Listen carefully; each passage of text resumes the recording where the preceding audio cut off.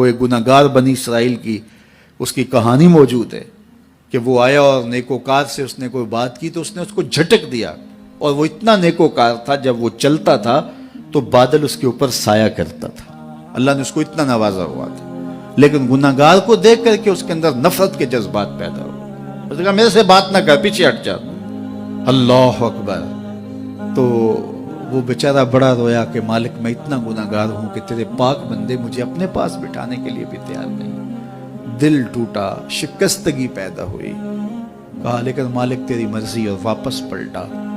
لیکن جب واپس پلٹا تو وہ بادل کا سایہ جو اس نیکوکار پہ تھا وہ سایہ اس گناہگار کے سر پہ آ گیا۔ تو وہ کرم نوازی جس پہ فرما دے، اس کے سارے بندے ہیں، تو اللہ کو جو ہے وہ تکبر کی نیکی نہیں، وہ گناہ جس کے بعد عجز پیدا ہو اللہ کو وہ پسند ہے، وہ گناہ جس کے بعد توبہ کے جذبات ابھرے، بندے کو شرمندگی کا احساس ہو۔ تو مت ایسے بنے کہ 4 نمازیں پڑھ لیں تو سب بے نمازیوں کو حقیر جاننے لگ جائیں، تھوڑا سا کام کر لیں، صدقہ و خیرات کر لیں تو باقی مالداروں کو حقیر جانے لگے۔ آپ کو دین کے کام کی توفیق مل گئی ہے تو آپ دین کے ٹھیکیدار بن کے بیٹھ جائیں کہ میں اتنا بڑا جلسہ کروایا، اب میرے علاوہ تو کوئی یہاں مسلمان نہیں رہتا، میں ہی سب سے بڑا عاشق رسول ہوں اور میں ہی سب سے بڑا مسلمان ہوں۔ نہ، ایسا نہ کیجئے، اللہ نے آپ کو توفیق دی، آپ نے لوگوں کو دعوت دی، پتہ نہیں کس آنے والے پہ کتنا کرم ہوا ہے، یہ تو ان کی رحمتیں ہیں، وہ جس پہ چاہے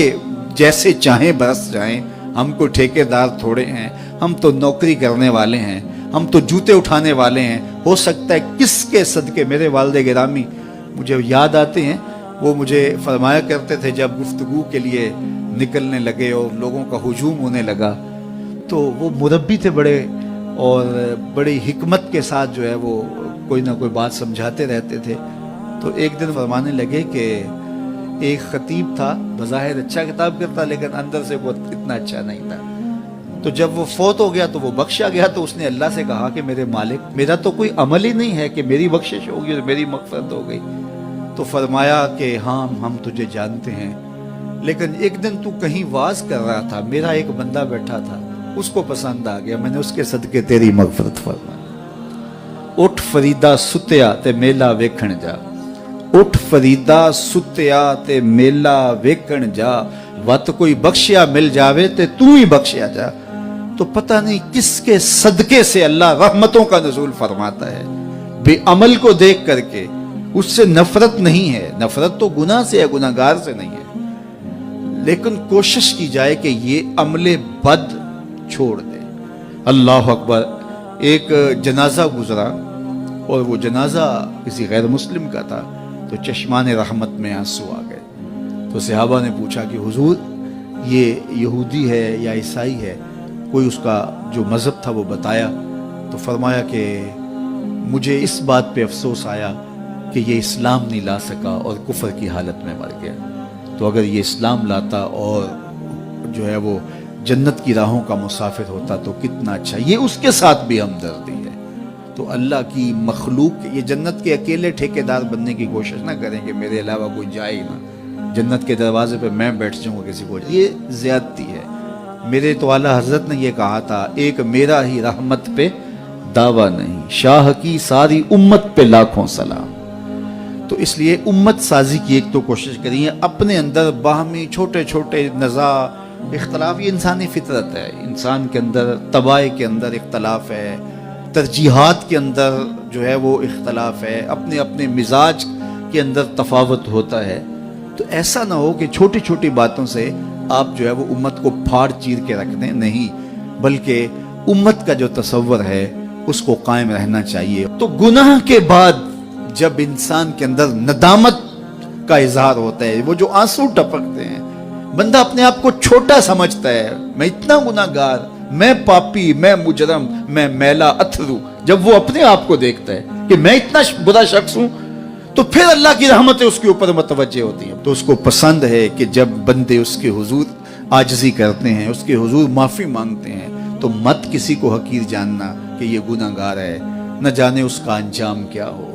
کتنے گناہگار ان کا آخر اچھا ہو جاتا ہے، کتنے نیکوکار ان کا آخر اچھا نہیں ہوتا۔ انما الاعمال بالخواتیم، وہ تھی تو فاحشہ عورت لیکن ایک کام کیا کہ ایک کتے کو پانی پلا دیا، اپنے دوپٹے سے جوتا باندھ کر کنویں میں لٹکایا اور اس کو پانی پلا دیا۔ حدیث پاک میں آتا ہے اللہ اس کے صدقے سے اس کی خطائیں معاف فرما دے۔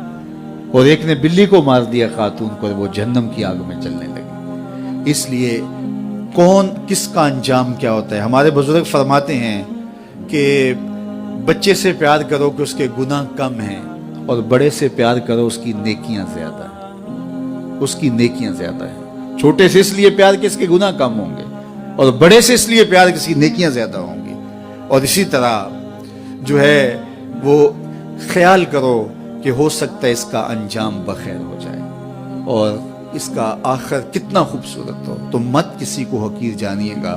ایک میرا ہی رحمت پہ دعویٰ نہیں، شاہ کی ساری امت پہ لاکھوں سلام۔ تو حضور کی امت سے پیار کرو، مخلوق خدا کو جوڑنے کی کوشش کرو۔